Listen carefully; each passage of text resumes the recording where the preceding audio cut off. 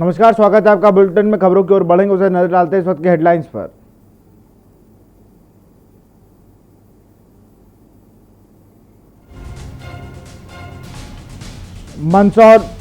मंदसौर की रैली में शिवराज सिंह चौहान की जनसभा को संबोधित करते हुए कमलनाथ के साथ विपक्ष पर साधा निशाना। चुनावी मैदान में सक्रिय हुए दो पूर्व मुख्यमंत्री उमा भारती बोली, कांग्रेस खुद का घर नहीं संभाल पाई। दिग्विजय ने कहा, आपका वोट 6300 रुपए में बेचा। चुनाव आयोग की तैयारी, प्रत्याशी के बजट से हटेगा मास्क सैनिटाइजर का खर्च, बीजेपी ने की दी मांग। शस्त्र पूजन कार्यक्रम में मुख्यमंत्री कहा, पश्चाताप का विरोध करने वालों को केस वापस होंगे। पद्मावती का शौर्य कोर्स में शामिल करेंगे। खंडवा में मुख्यमंत्री शिवराज सिंह चौहान की जनसभा में सीएम शिवराज पर कमलनाथ पर जोरदार हमला बोला। सरकारी कर्मचारियों पर सियासत गर्म, सीएम शिवराज ने कहा, धमका रहे कमलनाथ और दिग्विजय। कमलनाथ भी का पलटवार। आप देख रहे हैं के न्यूज, खबरों का सारथी। गयासपुर के सर्किट हाउस में भाजपा के शिक्षा मंत्री मोहन यादव को सुर्खी विधानसभा जाते समय गयासपुर के सर्किट हाउस में भाजपा मंडल के कार्यकर्ताओं ने स्वागत किया। इसमें मंत्री ने मीडिया से कहा कि कांग्रेस में लूट मची हुई थी, जिससे परेशान होकर उनकी पार्टी के विधायकों ने भारतीय जनता पार्टी को ज्वाइन किया और निरंतर यह क्रम चल रहा है। कांग्रेस के विधायक टूट कर हमारी पार्टी में आ रहे हैं और हमें पूरी उम्मीद है कि उपचुनाव में 28 के 28 सीटें भारतीय जनता पार्टी जीतेगी।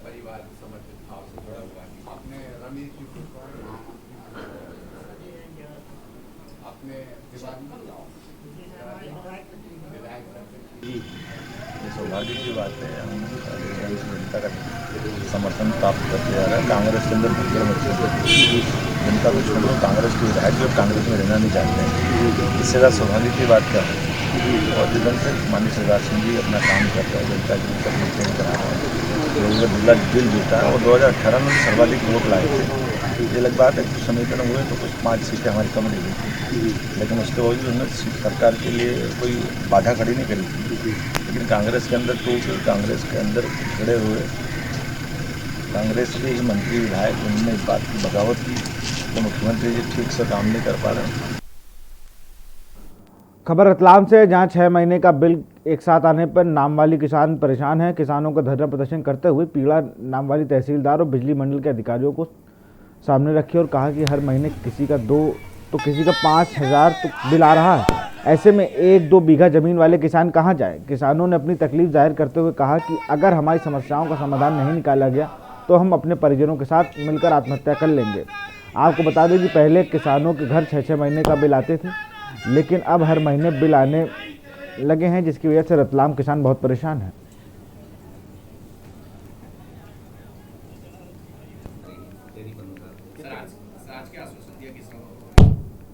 आज हम नामली बिजली ऑफिस में आए थे। हम लोगों को विगत 6 महीने से हर महीने बिजली का बिल दिया जा रहा है खेत पर। जो किसान के लिए हर 6 महीने में बिल आता था, वो बिजली विभाग ने हर महीने चालू कर दिया है और उस पर मीटर भी लगा दिए हैं। और ये अभी बिजली विभाग की एक शुरुआत है। किसानों को मैं समझता हूँ कि ये सभी अभी जनवरी फरवरी में हो सकता है कि हर कुएं पे मीटर लगने की संभावना है। और दूसरी बात ये है कि हम ये चाहते हैं कि हमें 6-6 महीने के बिल ही दिए जाए। किसानों ने कुछ ज्ञापन दिया है, जिनकी सप्लाई पंप के लिए 24 घंटे से जा रही है।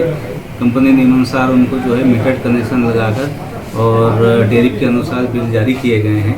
किसानों की मांग है कि हमें 10 घंटे बिजली प्रदाय किया जाए एवं 10 घंटे के हिसाब से जो बिल आते हैं साल में 2 बार, उनकी मांग की गई। अनूपपुर में सीएम शिवराज ने जनसभा को संबोधित किया और पीएम मोदी की जमकर तारीफ की। देखिए इस रिपोर्ट में। हटा लिया, भर्तियां चालू हो रही, पुलिस की भर्तियां निकल भी गई। महिला सेल्फ हेल्प ग्रुप की मजबूती के लिए हमने योजना बनाई। लगभग 1400 करोड़ रुपया उनको 1 साल के अंदर बैंक लिंकेज के माध्यम से दिए जाएंगे। तो कुल मिला के समृद्धि और विकास का यही रास्ता है। और इसलिए मैंने तो सोचा ही नहीं था कि 1.25 साल में मुख्यमंत्री बन जाऊंगा। हमने तो सोचा 5 साल की छुट्टी, लड़ाई भिड़ाई में तो आंदोलन प्रदर्शन करो। लेकिन बिसाहू लाल जी जैसे लोग बिगड़ पड़े कि ये सरकार तो कुछ काम ही नहीं कर रही है, अब तो हमको उसको नहीं रहने देना है। अब आज मेरे सामने बैठे, मैंने बहुत मना किया, भैया मैं चक्कर कर्म नहीं बढ़ता यार, तो इनका नहीं है, सरकार बर्बाद कर देगी मध्य प्रदेश को, क्योंकि वल्लभ भवन को दलालों की मंडी में परिवर्तित कर दिया था कमलनाथ जी ने, केवल लेन देन के अलावा उच्च पदों पर बैठे हुए लोग उनसे भी लेन देन, और इसलिए विकास ठप, जन कल्याण ठप, भ्रष्टाचार का राज था। इसलिए बिसाहू लाल सिंह जी जैसे वरिष्ठ और परिपक्व नेताओं ने ये तय किया कि हम इस सरकार में नहीं रहेंगे, इससे कांग्रेस से बाहर जाएंगे।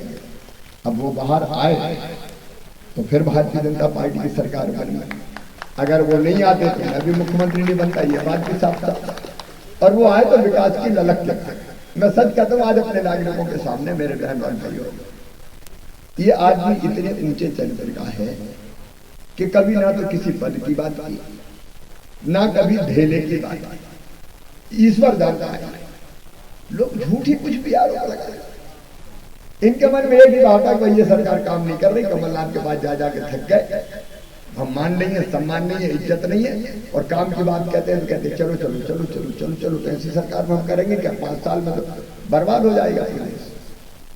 और इसलिए विकास की खातिर इन्होंने विधायक पद को त्याग के, और इनके साथ बाकी मित्रों ने संघर्ष का रास्ता तय किया। और मेरी आप सब नागरिकों से, मेरे बहन और भाइयों से यही अपील है कि विकास में और जनता के कल्याण में कोई कसर नहीं छोड़ेंगे। देखो मुझे भी कोई मुख्यमंत्री पद का ऐसा तो नहीं है चार्म के मैं मुख्यमंत्री के पद पर बैठ के और आनंद और सुख भोगूं। मैं तो पहले भी 24 घंटे में से 18, 19, 20 घंटे काम करता रहा, और आज भी चैन से नहीं बैठा हूं। एक ही संकल्प, एक ही सपना है कि मध्य प्रदेश में ऐसा कर जाऊं कि जिससे जनता का भला हो जाए और मेरी जिंदगी धन्य हो जाए। भारत माता की। मेरे साथ आपसे मिलने उपस्थित हमारे, थोड़े पीछे हो जाए तो उधर भी बहनों को भी दिखाई, मैं बेटी बाद में मिलते हुए जाऊंगा, बोलने के बाद 5 मिनट बोलूंगा, बात करते हैं। हमारे वरिष्ठ नेता आदरणीय राजेंद्र शुक्ला जी, आपके लोकप्रिय नेता, सही आदमी एक गलत पार्टी में था, अब सही पार्टी में आ गया। आदरणीय बिसाहू लाल सिंह जी, बहन मीना सिंह जी, हमारी सांसद, हमारे पूर्व विधायक, हमारे जिला अध्यक्ष जी, मैं संबोधन में ज्यादा समय नहीं लगाना चाहता क्योंकि बिसाहू लाल सिंह जी ने सबके नाम लिए हैं। सभी आदरणीय वरिष्ठ नेतागण, साथीगण, पदाधिकारीगण और अनूपपुर के सम्मानित नागरिक बहनों और भाइयों, मैं दोनों हाथ जोड़ के शीश झुका के आपको प्रणाम करता हूं। अब परंपरा ये होती है कि जहां नेता आ जाए तो नेता के गले में माला डलना चाहिए। मैंने कहा भैया हमने बुलाया है, हम मेजबान हैं और जनता मेहमान है, जो वरिष्ठ नागरिक आए वो मेहमान है, तो यहाँ भी हमारी गले में माला डलती रहे और हम ऐसे ऐसे करते रहे, इसकी जरूरत क्या है। आज वास्तव में मैं भारतीय जनता पार्टी की इस पूरी टीम की ओर से आपका हृदय से स्वागत करता हूं इस बैठक में पधारने का। लोकतंत्र में जनता सर्वोपरि होती है, और आदरणीय बिसाहू लाल सिंह जी ने ठीक कहा। हम भी यही मानते हैं कि जनता की सेवा ही भगवान की पूजा है। जहां तक भारतीय जनता पार्टी का सवाल है, चाहे राष्ट्रीय स्तर पर आप देखिए, हमारा दृष्टिकोण स्पष्ट है। हमने कहा था कि कश्मीर से धारा 370 हटनी चाहिए। लोग कहते थे इम्पॉसिबल है, संभव हो नहीं सकता, लेकिन आदरणीय नरेंद्र मोदी जी के नेतृत्व में धारा 370 हटा दी गई।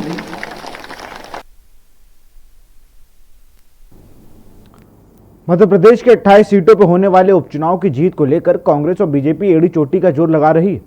इसी को ध्यान में रखते हुए साथ ही निष्पक्ष चुनाव करवाने के लिए अशोकनगर कलेक्टर श्रीमती प्रियंका दास ने प्रेस वार्ता कर, जिसमें उन्होंने भारत निर्वाचन आयोग के दिशा निर्देश पर कोरोना वायरस से बचाव के लिए मतदान केंद्रों पर की गई व्यवस्थाओं के बारे में जानकारी दी। उन्होंने इस चीज के लिए सख्ती की हुई है। दूसरा चीज है कि कोविड-19 के लिए जो हमारे पोलिंग पर्सनल है, उनके खुद के सुरक्षा के लिए मैंडेटरीली कोई कुछ आइटम्स उनको दिया जा रहा है, जिसमें PPE kit, mask, gloves, sanitizer जो है शामिल है। सिंगरौली जिले में अवैध कारोबारी के खिलाफ चलाए जा रहे अभियान के तहत मोरावा पुलिस ने कालाबाजारी से जुड़े बहिरावा कोटेदार योगेश वैश्य और ड्राइवर दद्दा खेरवार को 226 बोरी गेहूं से भरे ट्रक के साथ गिरफ्तार कर लिया। बहिरावा पंचायत नगर निवासियों को कार्ड धारकों को शासकीय उचित मूल्य पर दुकान से बहिरावा उतरवाने की जगह कोटेदार वैसे गेहूं को अपने घर पर ले जा रहा था, जिससे बेरिवा सरपंच की सूचना पर मोरावा पुलिस ने पकड़ लिया और गरीबों के हिस्से पर गेहूं की कालाबाजारी होने से बचा लिया। दोनों आरोपियों के खिलाफ ईसी एक्ट के तहत कार्रवाई की गई है। उक्त कार्रवाई से थाना क्षेत्र में भ्रष्ट कोटेदारों पर हड़कंप मच गया है। बताया जा रहा है कि इससे पहले भी कोटेदार योगेंद्र दास इस तरह काम कर चुका है, लेकिन विभाग उससे हटाने के बजाय उसको उसी जगह पदस्थ कर दिया। कहीं ना कहीं सहकारिता विभाग की मिलीभगत व लापरवाही की वजह से जिले में इस तरह के अपराध फल फूल रहे हैं।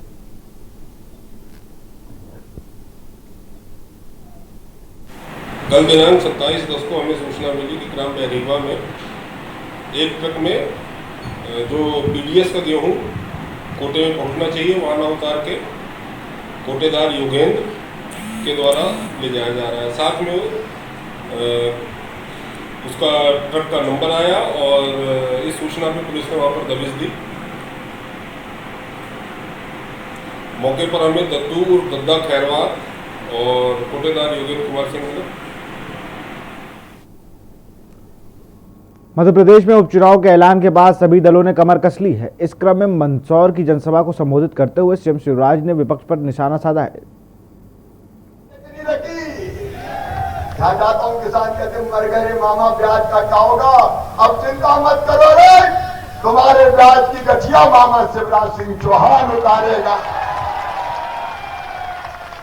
लेकिन मैं कमीना हूं, मैं किसान का ब्याज भरवाऊंगा, मैं कर्ज माफी का युक्तिकरण करूंगा। तुम लखपति हो, तुम सेठ हो कमलनाथ, मेरे भांजे भांजी, कोई भी जाति और समाज को हमने भेद नहीं किया। वो सामान्य वर्ग के हो, वे पिछड़े वर्ग के हो, वो एससी हो, वो एसटी हो, मेरे भांजे भांजियों, मैंने तय किया कि अगर उनके परिवार की वार्षिक आय 8 लाख रुपया से कम है और उनका admission medical college, engineering college, IIT, IIM, बड़े से बड़े शिक्षण संस्थानों में होगा तो फीस होती है 5-7 लाख रुपया साल। गरीब और किसान नहीं भर सकता तो वो फीस माता पिता नहीं भरवाएंगे, मामा शिवराज सिंह चौहान भरवाएंगे। ईशागढ़ से 15 किलोमीटर की दूरी पर स्थित डोकोनी में एक छोटा सा गांव है। डोकोनी में करीब 400 वर्ष पुराने इस प्राचीन मंदिर में मां हर सिद्धि का स्थान है, जो कि यहाँ सिद्ध करने में काफ़ी है कि यहाँ भी चंदेरी और कदवा जैसी प्राचीनता है। पूर्व में एक कस्बा हुआ करता था, यहाँ पर एक प्राचीन गढ़ी में है जिसका अवशेष आज भी देखा जा सकता है। गढ़ी में राधा कृष्ण का मंदिर है जिसमें अवशेष आज भी पूरी तरह बिखरे पड़े हैं। यहाँ पर एक भव्य बरहाद्वारी है जिसे निर्माण राजा जीवाजीराव सिंधिया ने कराया था।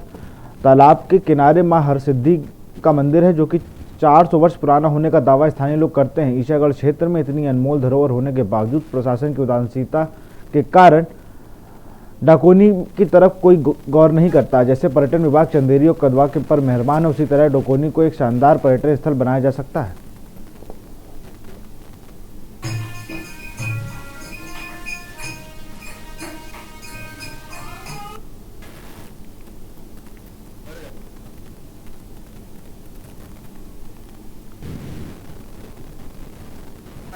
सीखी हुई मछली इसी तालाब में घूम गई थी और आज भी जो सफ़ेद बीज डाला जाएगा वो इस तालाब से जो मछली निकालेगा तो काले ही कलर की मछली निकलेगी। कोई और दूसरा कलर नहीं आएगा मछली का। काला आज भी आएगा। अगर कोई व्यक्ति इसमें मछली का बीज डालता है, हाँ तो वो काला आएगा। काला आएगा। सफेद डालेगा तो वो काली निकले। आप जब उसको बाहर निकालेंगे, हाँ। पकड़ेंगे तो वो काली निकलेगी। मध्य प्रदेश में हो रहे उपचुनाव में शिवपुरी के कैरारा विधानसभा क्षेत्र में नरवर में पूर्व केंद्रीय मंत्री और राजस्थान के पूर्व मुख्यमंत्री सचिन पायलट ने कांग्रेस प्रत्याशी त्यागीलाल जाटव के पक्ष में विशाल आम सभा को संबोधित करते हुए मतदाताओं को कांग्रेस को भारी मतों से विजय बनाने की अपील की। सचिन पायलट ने अपने भाषणों में कहा कि जनता मूर्ख नहीं है, जनता कम पढ़ी लिखी हो सकती है, गरीब हो सकती है, लेकिन वह मूर्ख नहीं है। सचिन पायलट ने अपने भाषणों में शिवराज सिंह चौहान को डंपर मामा की संज्ञा दी और कहा कि मध्य प्रदेश में शिवराज सिंह चौहान की सरकार थी तब डंपर कांड हुआ और व्यापम कांड हुआ, लेकिन इन दोनों कांडों में अब तक कोई परिणाम नहीं आया। सचिन पायलट ने जनता को याद दिलाते हुए कहा कि आपको प्रयागीलाल जाटव को गरीबी के इंसान है, सीधा साधा सच्चा इंसान है, इसे चुनाव जिताकर भोपाल भेजना है। आम सभा को संबोधित करते हुए सचिन पायलट ने जनता से हाथ उठवाकर वादा किया कि वह 3 नवंबर को मतदान हाथ के पंजे पर करेंगे और त्यागीलाल जाटव को भारी मतों जिताने की अपील भी की।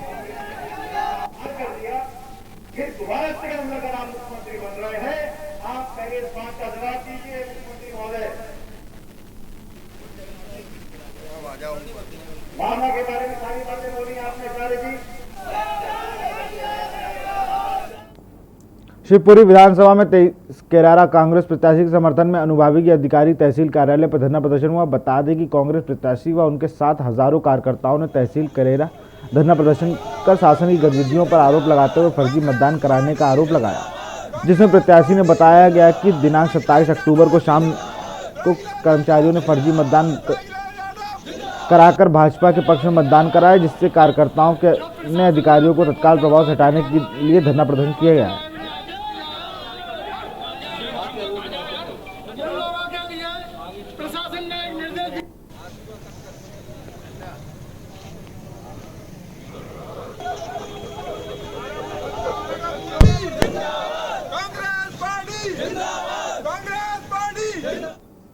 मध्य प्रदेश उपचुनाव को लेकर बीजेपी और कांग्रेस में लगातार जुबानी जंग जारी है।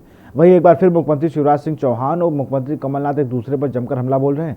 क्या कुछ का आपको दिखाते हैं। संभावित पराजय से बौखलाकर कांग्रेस के नेता श्री कमलनाथ जी, श्री दिग्विजय सिंह जी आजकल कर्मचारियों और अधिकारियों को धमका रहे हैं। रोज धमकी दी जा रही है, हम देख लेंगे, हम निपट लेंगे, हम निपटा देंगे। आखिर उनका भी आत्मसम्मान होता है, उनके मनोबल को तोड़ने की कोशिश की जा रही है, उनका अपमान किया जा रहा है। धमकाना भी चुनाव आचार संहिता का उल्लंघन है। इसलिए मैं माननीय चुनाव आयोग से निवेदन करता हूं, वो स्वतः संज्ञान ले और धमकाने वालों के खिलाफ कार्रवाई करे। भारतीय जनता पार्टी को स्पष्ट लग रहा है कि इस चुनाव के क्या परिणाम आने वाले हैं। 10 तारीख की इतनी चिंता और इतना डर लग रहा है, 10 तारीख जो जिस दिन गिनती होगी, कि वे फिर से बाजार में चल पड़े हैं कि जो मिल जाए उसे खरीद लो। ये बिकाऊ की राजनीति, सौदेबाजी की राजनीति से उनका एक यही उपाय रह गया है। और वो जानते हैं कि जनता, मध्य प्रदेश की जनता सरल स्वभाव की है, सीधी सादी है, पर बहुत समझदार है। ये मुझे तो इस बात का दुख है कि चुनाव तो प्रजातंत्र का उत्सव होता है, पर ये जो उत्सव है ये तो सौदेबाजी का और बिकाऊ का उत्सव है। और मुझे कई विधायकों के फ़ोन आए हैं कि वह बीजेपी उनको फ़ोन कर रही है, इतना ऑफ़र दे रही है। उन्होंने खुद मुझे कहा है कि हमें इतना ऑफ़र मिला है, ये मुझे ऑफ़र दे रही है। मैंने स्पष्ट कहा है कि मार्च में मैंने सौदेबाजी की राजनीति से इनकार कर दिया था। सौदेबाजी की राजनीति मैं भी कर सकता था मार्च में, पर मैंने कहा था मैं मध्य प्रदेश में इस प्रकार की राजनीति को प्रवेश नहीं होने दूंगा, मध्य प्रदेश को मैं कलंकित नहीं होने दूंगा। और यह मैं आज कह रहा हूं कि मैं सौदेबाजी की राजनीति नहीं करूंगा। जितना बीजेपी बाजार में घूमे, विधायकों को फोन करे, उनको तरह तरह का प्रलोभन दे। क्या आवश्यकता है? 10 तारीख तक इंतजार करें, जनता तो तय करेगी, वो सबको स्वीकार होगा। तो इस बात से मुझे बड़ा दुख है और मध्य प्रदेश पूरे देश भर में इससे कलंकित हो रहा है कि सब समझ रहे हैं। जब एक साधारण गांव का व्यक्ति समझ रहा है कि किस प्रकार से और किस कारण से ये चुनाव हो रहा है, तो क्या देश की जनता नहीं समझती? मैंने इलेक्शन कमीशन को पत्र लिखा है, आज पत्र लिखा है कि ये निष्पक्ष चुनाव होना चाहिए। ये छोटे छोटे शासकीय कर्मचारियों पर दबाव डाल रहे, तुम जाके ये करो, और 10 तारीख के बाद सब अधिकारी और पुलिस कर्मचारियों को याद रखना चाहिए कि 10 के बाद 11 तारीख भी आए। यहाँ रुकते एक छोटे से ब्रेक के लिए, जल्द हाजिर होंगे।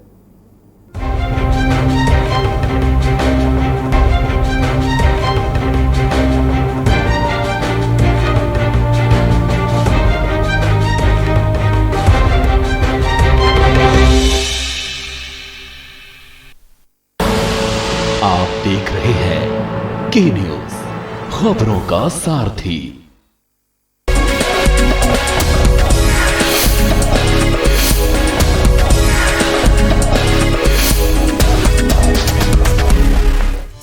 आपदा को अवसर में बदलकर योगी सरकार आत्मनिर्भर भारत के सपने को साकार कर रही है। सूबे में आत्मनिर्भर उत्तर प्रदेश रोजगार अभियान उसी कड़ी का हिस्सा है। MSME ODOP के साथ निर्माण परियोजनाओं और ग्राम्य विकास से जुड़े विभिन्न कार्यक्रमों से 1 करोड़ 25 लाख लोगों को रोजगार से जोड़ा है। सफलतापूर्वक इतने बड़े पैमाने पर रोजगार, सेवायोजन और स्वतः रोजगार के कार्यक्रम को आगे बढ़ाया जा रहा है। जो कामगार और श्रमिक हैं, इनके लिए पर्याप्त मात्रा में रोजगार सृजन की आपके मार्गदर्शन में सभी संभावनाएं प्रदेश में मौजूद हैं। आत्मनिर्भर उत्तर प्रदेश रोजगार अभियान से युवा और श्रमिक खुश हैं। ये अभियान रोजगार के अवसर उपलब्ध कराने, स्थानीय उद्योगों को बढ़ावा देने और औद्योगिक संगठनों के साथ साझेदारी करने पर केंद्रित है। योगी सरकार ने जहां नई इकाइयों को करोड़ों का ऋण दिया, वहीं MOU साइन करके रोजगार का सृजन किया। रोजगार मेले के जरिए मौजूदा यूपी सरकार लगातार नौकरियां बांट रही है। पहले इन्वेस्टर्स समिट और फिर ग्राउंड ब्रेकिंग सेरेमनी करके योगी सरकार ने उत्तर प्रदेश में बड़ा निवेश करवाया। उद्योग धंधे, फैक्ट्री लगने और कंपनियों के आने से हजारों लोगों को रोजगार हासिल हुआ और ये सब कुछ संभव हुआ योगी सरकार के विजन और अच्छी नीतियों की बदौलत।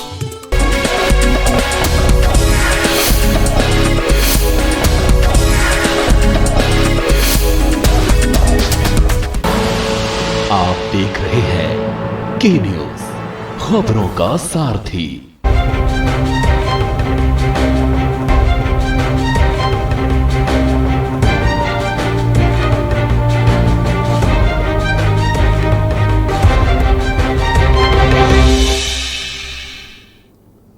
ब्रेक के बाद आपका स्वागत है। रुक करते हैं खबरों का। मध्य प्रदेश उपचुनाव को लेकर राज्यसभा सांसद ज्योतिराज सिंधिया ने क्या कुछ कहा, और इतना ही सिंधिया ने कमलनाथ पर हमला ही बोला। क्या कुछ कहा, आपको दिखाते हैं। भविष्यवाणी करना और ज्योतिषी बनना, ये कांग्रेस की खूबियत है। बहुत सुन रहा हूँ आजकल चैनल्स में, हमारे 22 आएंगे, हमारे 18 आएंगे, हमारे 25 आएंगे। मेरा काम है कि इन 6 महीनों में जो बदलाव हम ला पाए प्रादेशिक स्तर पे और विधानसभा के स्थानीय स्तर पर, वो हम जनता के समक्ष रखें। जनता को ये विश्वास दिलाएं कि ये मात्र शुरुआत है। आने वाले समय में भी हम विकास और प्रगति के एजेंडा के साथ जनता के समक्ष रहेंगे और जनता के विश्वास के लिए उनके समक्ष हम लोग नतमस्तक हों। उसके बाद जो जनता निर्णय लेगी, प्रजातंत्र में भगवान एक ही है और वो है मतदाता। मतदाता का निर्णय सर माथे लेकर उनके समक्ष हमें नतमस्तक होना होगा।